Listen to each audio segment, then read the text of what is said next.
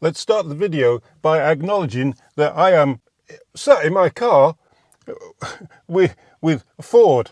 Ford created this car. So I am in the realms of this car. This car is created by Ford. Ford created this car, and therefore I sit in this car and I drive this car.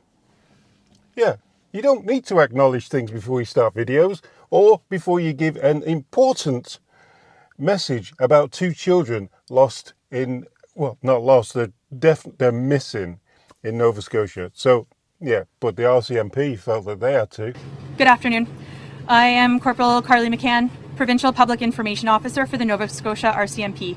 Thank you all for being here today. First, I acknowledge that we are in Mi'kma'ki, the traditional and unceded ancestral territory of the Mi'kmaq people. I also recognize that African Nova Scotians are a distinct people whose histories, legacies, and contributions have enriched that part of Mi'kma'ki known as Nova Scotia for over 400 years. Don't you think you should just get straight on with whatever's happening with the information that you've got? People haven't gone, or people aren't tuning in to listen to your acknowledgement of land. Yeah, you could acknowledge the fact that the Indigenous haven't got any clean drinking water, or do something like that. But no, this was an important update, and the RCMP screwed it up from the beginning.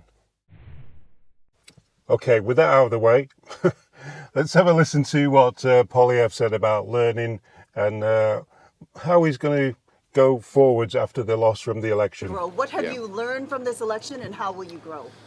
Well, what we learned, I think we all learned, is that the map has changed dramatically. Like if you had told me that, for one, that we would get 41% of the vote a couple years ago, I would have said, wow, that's ambitious.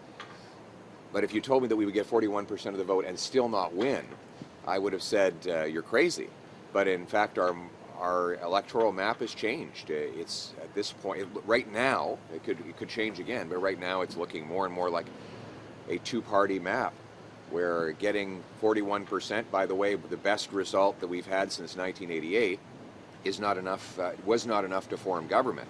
So we have to ask ourselves, how do we, first of all, keep the enormous number of the 8 million people who voted for us, that was just almost 2.5 million more than the previous time, but then add another roughly 1 million votes that will allow us to get over the finish line. And that's something we're going to be talking with. We have to spend a lot of the summer listening carefully to people in the communities, coffee shops and town halls and other events.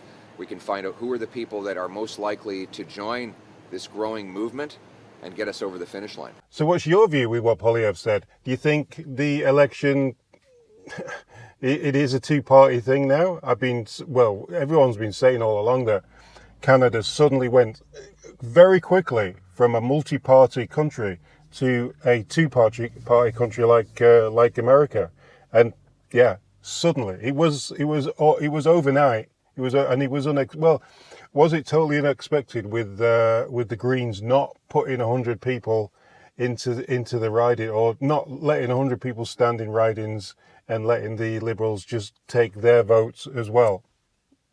Yeah, shenanigans. Anyway, tell us what you think, and I'll see you on the next one, guys.